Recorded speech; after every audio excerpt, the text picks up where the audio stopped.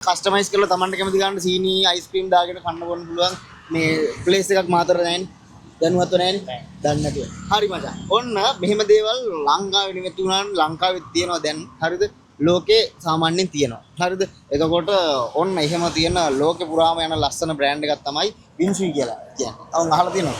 හරිද මේක ගන්න ෆිට් එකට. හරිද? ඔය බින්සුයි කියන්නේ මචං ලෝකේ රටවල් ගානක තියෙනවා යාළගේ බ්‍රාන්චස්. එතකොට shops හරි අවුට්ලට්. එතකොට ඒ විදිහට තියෙන යාලා දැන් කොළඹට ඇවිල්ලා කොළඹින් කුරුණෑගල ඔය පැති වලට ගිහලා මාතර ඔන්න දකුණු පළාතේ ෆස්ට් ටයිම් ෂොප් එකක් ඕපන් කරන්න යනවා මේ 23 වෙනිදා.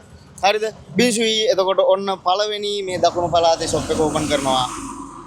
පළවෙනි 100 දෙනාට ෆ්‍රී අයිස්ක්‍රීම් දෙනවා. හරිද?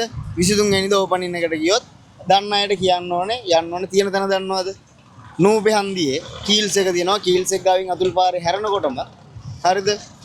තියෙන මෙහා පැත්තේ ගුරුකුලයට එහා පැත්තේ තමයි ෂොප් එක ඕපන් කරන්නේ. යන්න පුළුවන්ද? බලමුනේ. හරි එහෙනම් අනිවාර්යෙන් යන්න ඕන බලන්න එහෙනම්